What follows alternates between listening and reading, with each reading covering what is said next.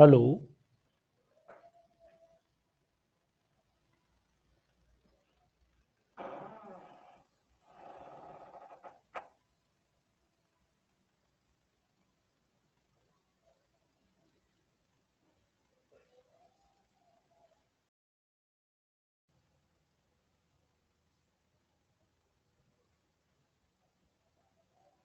Hello.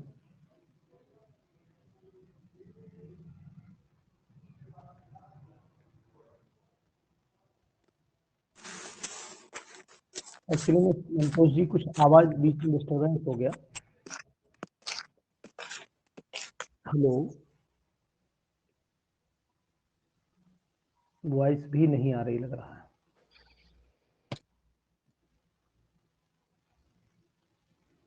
चलिए खैर देखिएगा, यहाँ पर ये इंटरमीडिएट बना और इंटरमीडिएट बनने के बाद क्या हुआ कि इसने अपने आप को रीअरेंज करके जो है बना लिया आइसोसाइनेट। ये कंपाउंड जो यहाँ पर लिखा हुआ, अगर मैं सीधा करके इसे लिखूं तो ये बन जाएगा R single bond N double bond C double bond O. इसे हम लोग बोलते हैं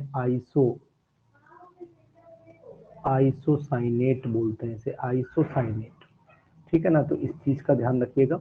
दूसरी रिएक्शन अगर हमारी चलती तो डाइल्स एल्डर रिएक्शन, हालांकि सिलेबस में ये नहीं है, फिर भी डाइल्स एल्डर पढ़ाई थी तो आपको ही बता दे रहा हूँ। इसमें ब्यूटा 1,3 डाइईन लिया जाता है। ये कंपाउंड हमारा ब्यूटा 1,3 डाइईन ले लिया, और ब्यूटा 1,3 डाइईन को अगर मैं देखता हूँ तो इसका CH2 डबल बॉन्ड CH2 के थ्रू रिएक्शन जब होगा तो बनाएगा ये साइक्लोहेक्सिन। ये लगभग 20% बनता है, इसे हम लोग एडक्ट के नाम से भी जानते हैं। अगर मैकेनिज्म की बात करें तो मैकेनिज्म में क्या होगा, ये कंसंट्रेटेड मैकेनिज्म मानी जाती है, सॉरी कंसर्न्ड मैकेनिज्म मानी जाती है। और दूसरी एक मैकेनिज्म और भी है जिसका नाम कॉन्जिक्यूटिव मैकेनिज्म भी है। तो अगर मैं बात करूं तो कंसर्टेड मैकेनिज्म जो होती है, इसके अंदर क्या माना गया, कंसर्टेड मैकेनिज्म में ये बॉन्ड अगर इधर ट्रांसफर करोगे तो भाई सिंपल सी बात है, इसके इलेक्ट्रॉन पर यहाँ भेजोगे तो ये बॉन्ड इधर आ जाएगा, ये बॉन्ड ऊपर भाग जाएगा। तो सिंपल सी एक डबल बॉन्ड हो जाएगा, 3 डबल बॉन्ड की जगह एक डबल बॉन्ड हमें दिखाई देगा, तो जो एडक्ट बनाता है ये मैकेनिज्म भी मानी जाती है। और दूसरी कॉन्जिक्यूटिव मैकेनिज्म में ये मानते हैं कि ये जब एक इलेक्ट्रॉन इसका यहाँ आएगा, एक इलेक्ट्रॉन यहाँ आएगा, तो ये फ्री रेडिकल जैसी कंडीशन बनेगी, जिसे डाई रेडिकल माना जाता है। और डाई रेडिकल फिर आपस में कंबाइन करके एडक्ट बनाते हैं। तो इस तरीके की दोनों मैकेनिज्म डाइल्स एल्डर रिएक्शन में यूज की जाती है। ध्यान दीजिएगा, ये PDF में आपको भेजूंगा, लेकिन पहले आप इन चीज़ों को ध्यान से समझ लीजिए। क्योंकि बीच में डिस्टरबेंस हो गया तो कट गई थी आवाज़। अब हम दोबारा आपके साथ लगातार कंटिन्यू बनाए हुए हैं, तो ये कंटिन्यूटी जो है 1 2 3 4 5 लोगों के साथ में। चलिए कोई बात नहीं। अब हम लोग क्या करना चाह रहे हैं कि इटार्ड रिएक्शन को देखना चाह रहे हैं। इटार्ड रिएक्शन क्या कह रही है, इटार्ड रिएक्शन में ये हालांकि सिलेबस में नहीं होते भी पढ़ा रहा हूँ, क्योंकि ये आपकी केबी में भी काम करेंगी। टॉलिन को अगर मैं देखता हूँ तो टॉलिन में ये मैंने लिया टॉलिन, और टॉलिन का CrO2 Cl2 से जब रिएक्शन कराया तो CHO बन जाता है। इसके ऑक्सीडेशन माना जाता है, इसे एक तरीके से ऑक्सीडेशन रिएक्शन मानी जाती है। तो इसकी कोई पर्टिकुलर मैकेनिज्म नहीं होती, इसकी कोई पर्टिकुलर मैकेनिज्म नहीं मानी जाती।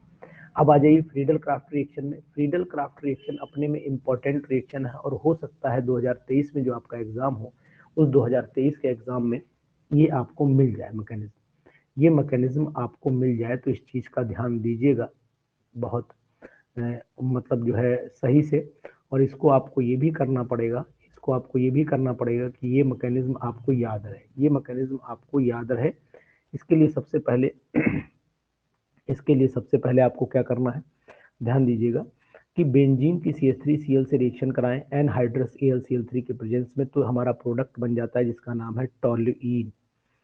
टॉलिन बन जाता है। और टॉलिन जब बना तो कैसे बना, देखिए AlCl3 ने पहले CH3Cl से रिएक्शन किया, इसका Cl इसके साथ जब कंबाइन करेगा तो AlCl4 नेगेटिव बना देगा। और AlCl4 नेगेटिव जो है वो एक भाई ये कार्बोकैटायन भी बनाएगा साथ में, CH3 इससे इलेक्ट्रॉन चला गया तो CH3 के ऊपर पॉजिटिव आ गया। ये कार्बोकैटायन मतलब इसे हम लोग प्यार से इलेक्ट्रोफाइल के नाम से भी जानते हैं। तो ये हमारे पास हो गया इलेक्ट्रोफाइल। इलेक्ट्रोफाइल जो होता है वो कैसे कंबाइन करेगा बेंजीन से, ये बॉन्ड इधर भेजिए तो यहाँ नेगेटिव आएगा, यहाँ पॉजिटिव आएगा, तो ये CH3 यहाँ जुड़ जाएगा। फिर इसके रेजोनेंस बना दीजिए, ये मैंने रेजोनेंस बना दिए यहाँ से यहाँ तक। अल्टीमेट क्या होगा कि ये इलेक्ट्रॉन भाई रेजोनेंस में क्या देखोगे आप, ये बॉन्ड इधर ट्रांसफर करोगे तो ये पॉजिटिव यहाँ आ जाएगा, ये फिर पॉजिटिव जब यहाँ आया तो ये बॉन्ड इधर ट्रांसफर करिए तो पॉजिटिव यहाँ आ जाएगा। इस तरीके से रोटेशन चलता रहेगा और रोटेशन चलने के बाद अल्टीमेटली टॉलिन बनेगा। ध्यान दीजिएगा, टॉलिन बनेगा। तो अब आपको क्या करना है, अब आपको इस मैकेनिज्म को इसी तरीके से एसिड, ये तो फ्रीडल क्राफ्ट एल्काइलेशन मैकेनिज्म बोली जाती है। ये रिएक्शन जो है वो हमारी है एल्काइलेशन रिएक्शन। एल्काइलेशन रिएक्शन है और इसी के कंटिन्यूएशन में एसाइलेशन। आप अगर आप चीज, हाँ एक चीज ध्यान रखना कि एल्काइलेशन में अगर मान लीजिए मैंने 1 2 3 4 ये है 1 क्लोरोब्यूटेन, 1 क्लोरोब्यूटेन। अगर 1 क्लोरोब्यूटेन को अगर मैं लेता हूं तो 1 क्लोरोब्यूटेन में क्या पॉसिबिलिटी आपको दिख रही है कि 1 क्लोरोब्यूटेन जब AlCl3 से रिएक्शन कर रहा है तो फिर टर्ट ब्यूटाइल बनता है, टर्ट ब्यूटाइल। अब टर्ट ब्यूटाइल बेंजीन आगे लिखिए, टर्ट ब्यूटाइल बेंजीन लिख लीजिए। तो टर्ट ब्यूटाइल बेंजीन बनने का रीजन क्या था कि ये अपने आप को स्टेबलाइज करेगा 3 डिग्री के कार्बोकटाइल में, तब जाके प्रोडक्ट बनना तय होगा। तो ध्यान दीजिएगा, ये भी एक इम्पोर्टेंट रिएक्शन में आती है, इस चीज का आप याद रखिएगा। दूसरी चीज ये भी है कि इसमें अगर मान लीजिए आपने ये कंपाउंड ले लिया और लंबी चेन का कंपाउंड लिया तो फिर टेट्रालिन बन जाती है, टेट्रालिन बन जाती। तो इस तरीके से आप बहुत सारी चीजों का देख सकते हैं। फ्राइज रीअरेंजमेंट भी आपके सिलेबस में, फ्राइज रीअरेंजमेंट भी आपके सिलेबस में। सुन रहे हैं आप, मेरी वॉइस आ रही है ना? हेलो,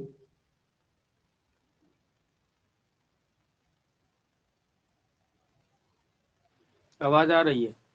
ठीक है। देखिए फ्राइज रीअरेंजमेंट में क्या होगा, इंपॉर्टेंट रिएक्शन फ्राइज रीअरेंजमेंट मानी जाती है। और फ्राइज रीअरेंजमेंट में हम फिनाइल एसीटेट लिया हमने।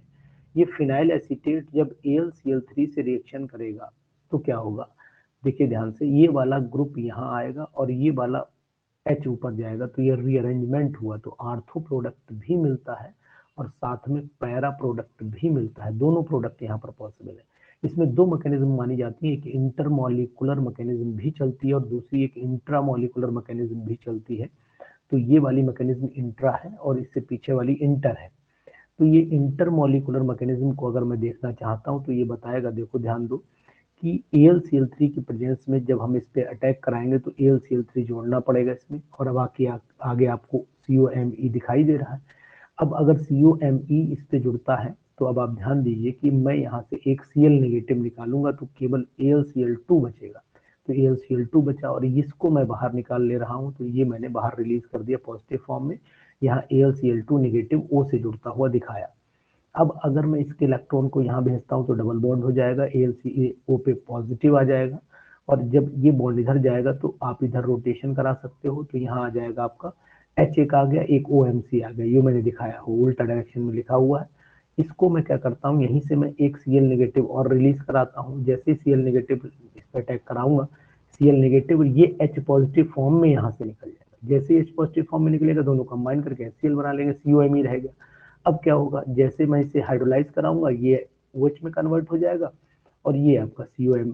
ऐसे Me का मतलब यहाँ पर मिथाइल से मीनिंग आ रहा है, तो वही कंपाउंड जो हमें यहाँ आर्थो मिला है उसी तरीके से हमें यहाँ पर पैरा भी मिल जाएगा। तो सेम कंडीशन में फ्राइज रीअरेंजमेंट पूछा जा सकता है।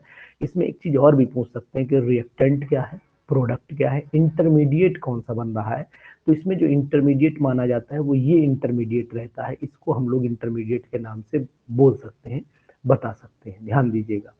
इसी तरीके से अगर हम लोग इंट्रा में चलते हैं तो इंट्रा में क्या होगा, सब कुछ वही रहता है, सब कुछ वही रहता है, कोई कंफ्यूजन नहीं होगा। लेकिन अंतर सिर्फ इतना ही आएगा इसके अंदर इंट्रा में कि जो ये है ये यहाँ से टूटेगा और इसी में तुरंत जुड़ जाएगा। देखो पीछे हमने क्या किया, इसे रिलीज किया है, पीछे से निकाल दिया यहाँ पर, फिर बाद में जोड़ा है, पहले हटाया फिर जोड़ा है। लेकिन इन्होंने डायरेक्ट काम क्या किया है, इन्होंने डायरेक्ट इसी में टर्निंग करके इसी में जोड़ दिया। तो इसलिए इस मैकेनिज्म को बोलते हैं इंट्रामोलिकुलर, मतलब मॉलिक्यूल के अंदर ही चेंज हो गया। तो इंट्रामोलिकुलर मैकेनिज्म के नाम से ये जानी जाती, जबकि वो इंटरमोलिकुलर मैकेनिज्म के नाम से जानी जाती है। दोनों में इतना ही डिफरेंस है, बाकी कोई बहुत बड़ा डिफरेंस नहीं है। लॉजेंस रीअरेंजमेंट भी बहुत इंपॉर्टेंट है। लॉजेंस रीअरेंजमेंट ये क्या कहता है, इस अरेंजमेंट में अगर हम लोग देखते हैं तो ये डिकम्पोजिशन हाइड्रोक्सेमिक एसिड को एमीन्स में कन्वर्ट करता है। जबकि आपने पीछे देखा था बैकमैन्स रीअरेंजमेंट में हाइड्रोक्सेमिक एसिड के ऑक्साइम लिया था उसको एमाइड में कन्वर्ट किया था। ये दोनों में थोड़ा थोड़ा सा डिफरेंस है, लगभग एक जैसी ही रिएक्शन मानी जाती है, एक जैसी ही रिएक्शन मानी जाती है, लेकिन लॉजेंस और बेकमैन्स में जो माइन्यूट डिफरेंस है वो आप थोड़ा सा याद रखिएगा कि वहां पर हमने हाइड्रोक्साइम ऑक्साइम लिया था, इसमें ऑक्सैमिक एसिड लिया गया है, एक ही बात है, ऑक्साइम भी ले सकते हैं यहाँ पर, उससे कन्वर्जन हम यहाँ पर दिखाना चाहेंगे। इसकी मैकेनिज्म क्या होगी, देखिए सबसे पहले हमने दिखा दें आपको RNH2 लिया और CO2 निकाल दिया, देखो CO2, 2 O और 1 C निकाल दिया, तो यहाँ पर CO2 मैंने रिलीज करा दिया। इसके बाद में देख लेता हूँ यहाँ पर RCONH लिया और यहाँ पर OCOAR लिया, बेस की प्रेजेंस में जब मैंने रिएक्शन कराई, तो बेस यहाँ पर OH निगेटिव भी लिख सकते हो और आप और बेसिक भी लिख सकते हो, दोनों बातें पॉसिबल है, दोनों संभव है, दोनों की पॉसिबिलिटी आपको दिखाई दे सकती है, ये चीज ध्यान दीजिएगा। अब इसमें क्या करना है, जब बेस की प्रेजेंस में कराओगे, ध्यान दो ये वाला इलेक्ट्रॉन निकल के जाएगा, ये वाला गया, तो ArCOO ये निकला, जब ये रिलीज हुआ तो केवल इतना ही बचा हमारे पास में, जब इतना बचा तो इसको रीअरेंज कराओ, क्या कराओ भैया, R को ले जाओ यहाँ पर अटैक करा दो, जैसे R को अटैक कराओगे तो R तो N से जुड़ गया, CO बच गया, तो देखो RnCO बच गया, इसको हाइड्रोलाइज करा दो तो RnH2 साफ दिख रहा है, CO2 निकलती हुई दिख रही है, दोनों बिल्कुल सिंपल रिएक्शन है और सिंपल मैकेनिज्म है, इसमें आपको बहुत ज्यादा बुद्धि का इस्तेमाल नहीं करना है, ठीक है ना, इसको ध्यान दीजिएगा। इसके बाद मानिक रिएक्शन भी सिलेबस में है, मानिक रिएक्शन को हम लोग जो है ये मानते हैं कि इसमें secondary amine, mainly secondary amine जो होते हैं वो बीटा अमीनो कार्बोनिल कंपाउंड में कन्वर्ट हो जाते हैं, मेनली जो एमीन्स होते हैं बीटा अमीनो कार्बोनिल कंपाउंड में कन्वर्ट हो जाते हैं, इस बात का आपको ध्यान रखना पड़ेगा, इंपॉर्टेंट रिएक्शन है ये मानिक रिएक्शन और आ भी सकती है एग्जाम में, ये एग्जाम में आ भी सकती है। तो यहाँ C6H5COCH3 ये हम बोलते हैं एसिटोफिनोन, इसको हम लोग बोलते हैं एसिटोफिनोन बोलते हैं, और यहाँ पर हम इसे फॉर्मेल्डिहाइड से रिएक्शन कराएंगे,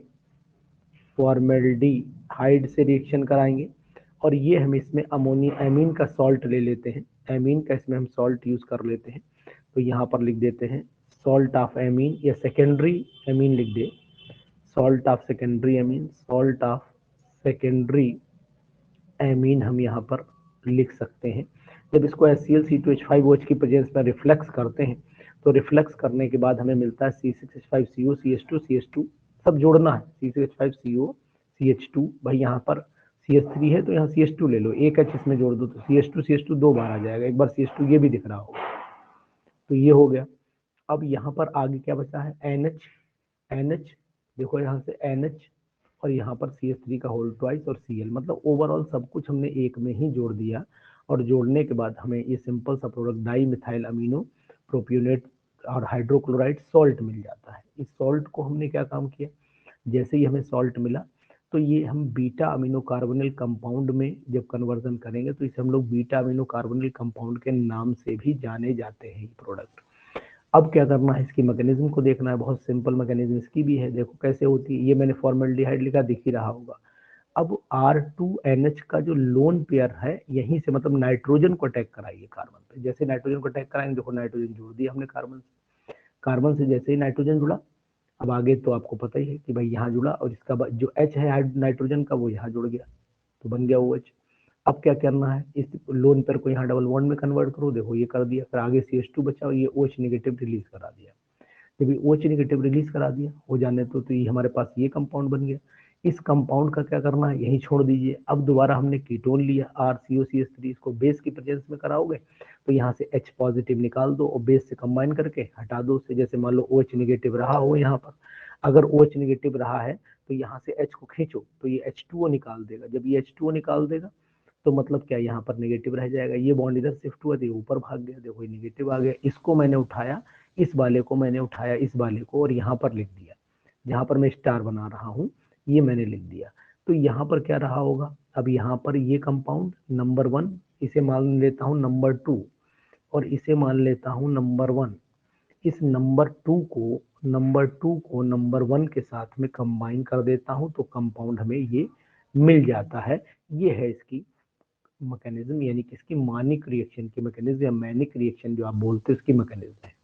एक रिएक्शन है कैनिजारोज रिएक्शन। कैनिजारो रिएक्शन क्या कहती है वो भी समझ लीजिए। ये रिएक्शन हमेशा वो एल्डिहाइड शो करेंगे जिनके अंदर अल्फा हाइड्रोजन नहीं होते, विदाउट अल्फा हाइड्रोजन लिखा हुआ है साफ साफ, विदाउट अल्फा हाइड्रोजन ही रिएक्शन ये शो की जाती है, इस बात का ध्यान रखिएगा। अब यहाँ फॉर्मेल्डिहाइड लिया, इसकी NaOH से कराई तब भी अल्कोहल मिला, यहाँ बेंजल्डिहाइड लिया, इसकी NaOH से कराई तब भी अल्कोहल मिला। दोनों के केस में हमें अल्कोहल मिल रहा है, दोनों के केस में अल्कोहल मिल रहा है, और एक sodium salt of fatty acid भी मिल रहा है। अब इसकी मैकेनिज्म देखते हैं क्या होती है। सबसे पहले हमें क्या करना है, इसका बेस NaOH से हमने बेस दिया OH नेगेटिव। भाई NaOH को जब तोड़ोगे, जब NaOH को तोड़ोगे तो बनेगा Na पॉजिटिव आयन बनेगा और OH नेगेटिव आयन बनेगा। अब यहाँ पर OH नेगेटिव आयन इस पर अटैक करेगा तो ये बॉन्ड ऊपर चला जाएगा, देखिए नेगेटिव आ गया, यहाँ पर OH जुड़ गया। अब क्या करेगा, ये वाला जो कंपाउंड बना है इस पे दोबारा दूसरा एल्डिहाइड अटैक करेगा, तो ये वाला H पॉजिटिव जो है, ये वाला H पॉजिटिव इस पे जाकर के अटैक करेगा, और अटैक करने के बाद ये कंपाउंड जो है ये बॉन्ड इधर ट्रांसफर हो जाएगा। तो ओवरऑल फिर वही सिचुएशन आ गई, एक कार्बोक्सिलिक एसिड बन गया और ये कार्बोक्सिलिक एसिड सॉल्ट बना लेगा और दूसरा हमारा अल्कोहल तैयार हो जाएगा।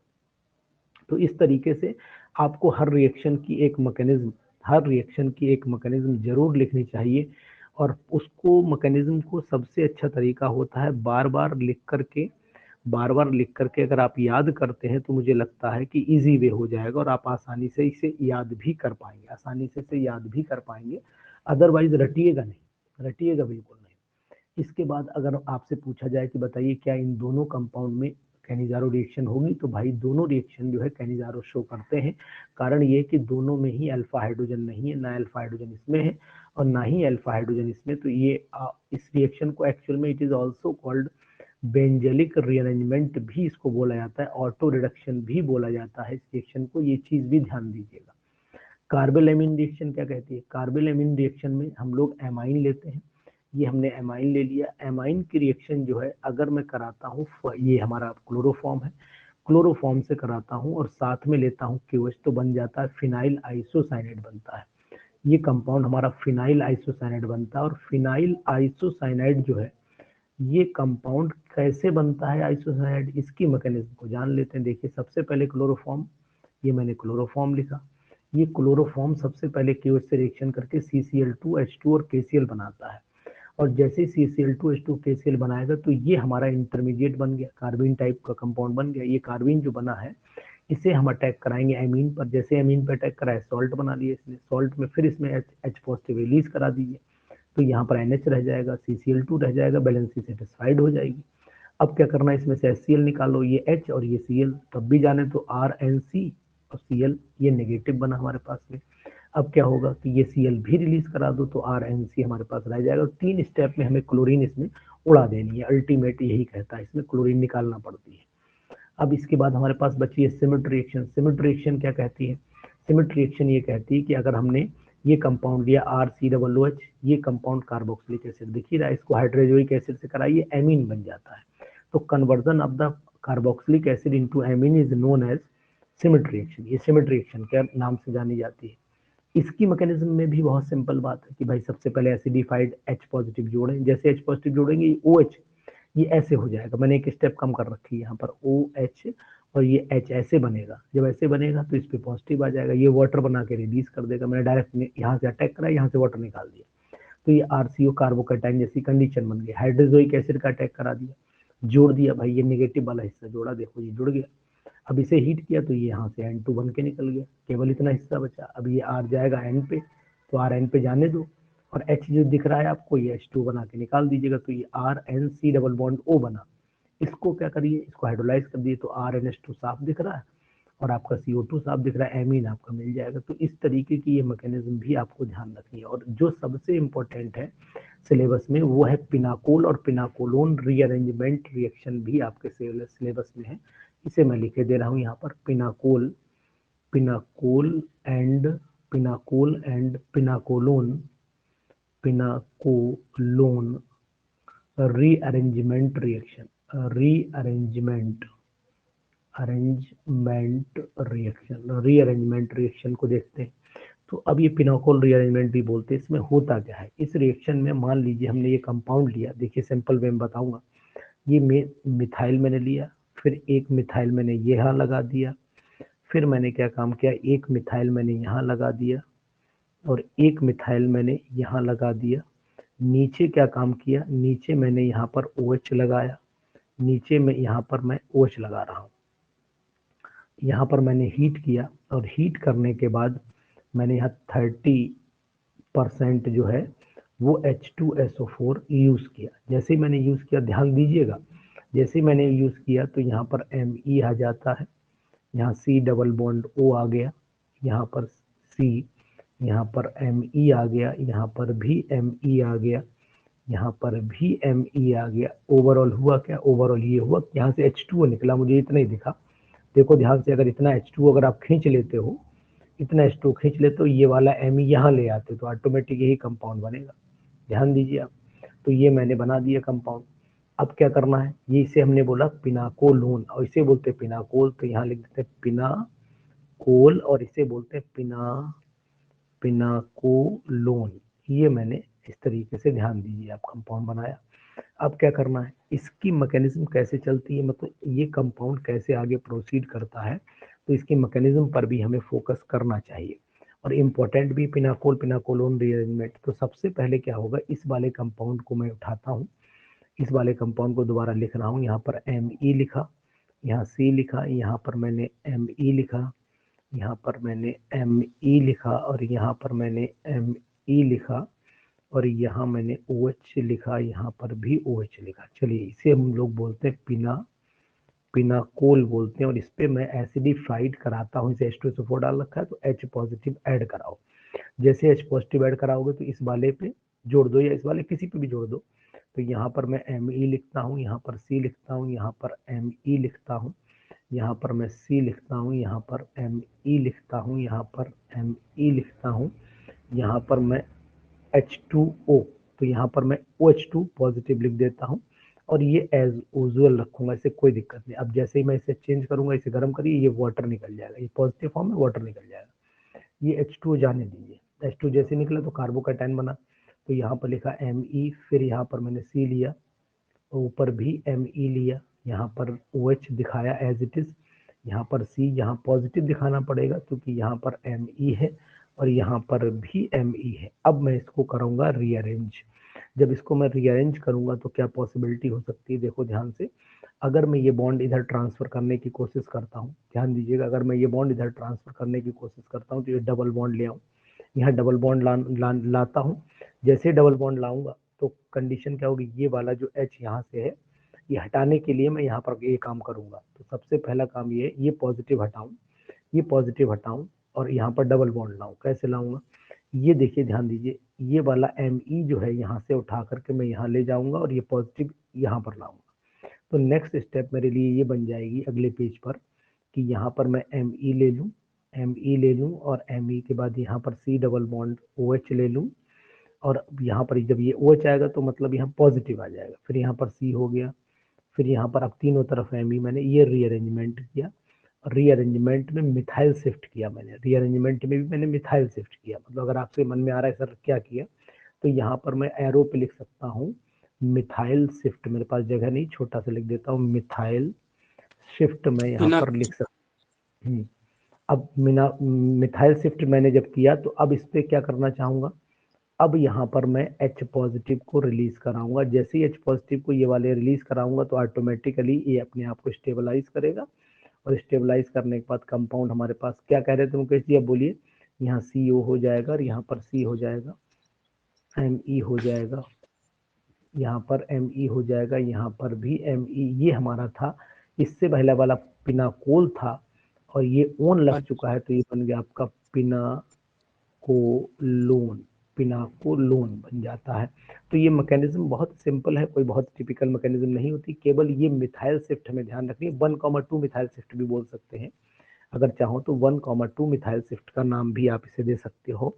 तो इस तरीके से ये मैकेनिज्म आप पूरी करिएगा, है ना। ये मैकेनिज्म इम्पोर्टेंट है और आ भी सकती हैं एग्जाम में, और आ भी कह सकती हैं कि भाई सिलेबस में है तो आनी तय है, सिलेबस में है तो आया था।